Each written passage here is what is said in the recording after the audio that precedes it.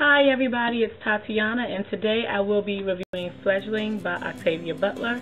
I'm going to do for you, before I do this review, what I didn't do for myself, which is read the synopsis. I've never read the synopsis to this novel. I purchased it because it was an Octavia Butler novel. So, here is the synopsis.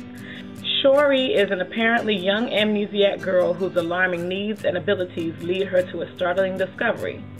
She is in fact a 53-year-old vampire, genetically modified to walk in the light of day.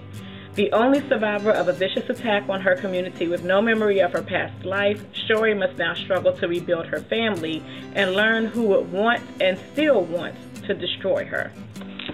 This is Octavia Butler's first vampire novel, and at the time when it was written, it was her first novel in I think 7 years, and so it was greatly anticipated.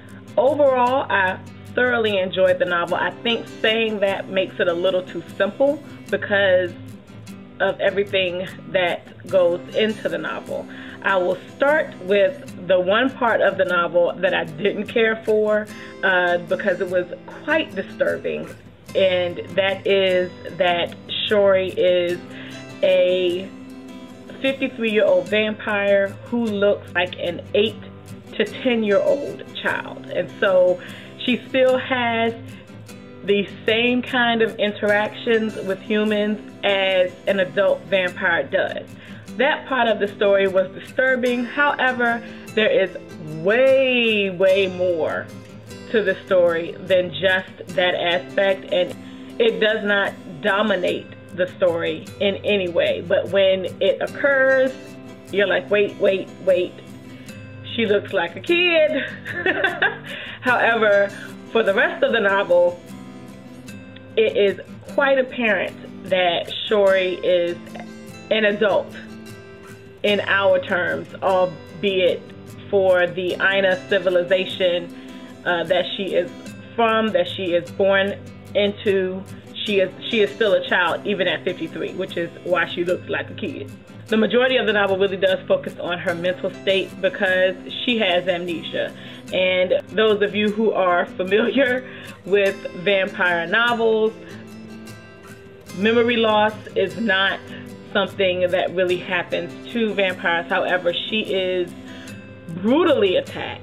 So there is great reason for her to have amnesia. However, she is still smart, and the ability to remember new information is not taken from her. It is very easy to tell as you are reading this novel that this was not supposed to be the end of Shori's story. At the least, I believe this was supposed to be a trilogy because this novel is really a journey of exploration and finding out information that you got to participate in because Shori has amnesia, and this novel, Fledgling, is really the foundation of that. But unfortunately, this is all we have.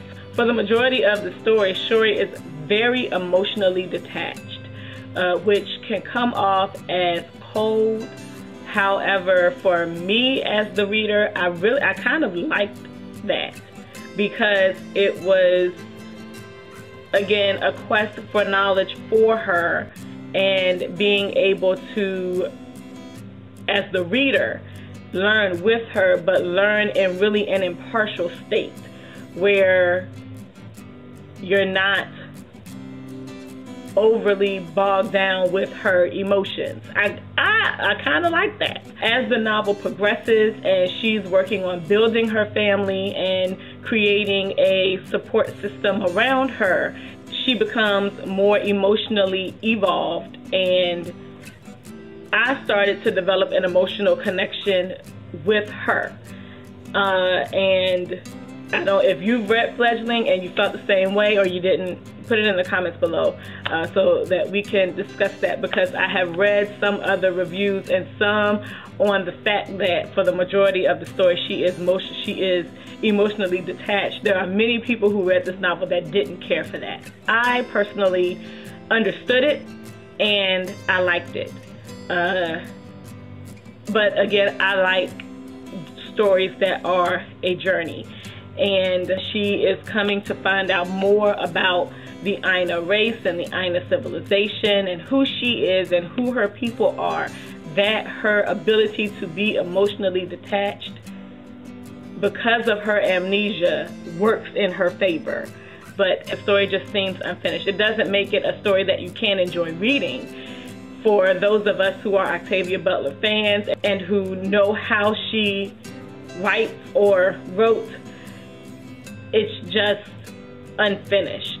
And there's really no way to get around that. But I still enjoyed it. I would still suggest reading it. As I said, it is her first vampire novel. She drifts away from the vampire myth, and she even drifts away from other deviations from the vampire myth, which it's Octavia Butler's own world. And that's one of the pluses of reading an Octavia Butler novel. It is her own world. It is her own take on society, and still incorporating many things that are a factor in society today, still incorporating those things, but putting them into her world and having them handled as they are in her world, and having you question, is this right? Is this just?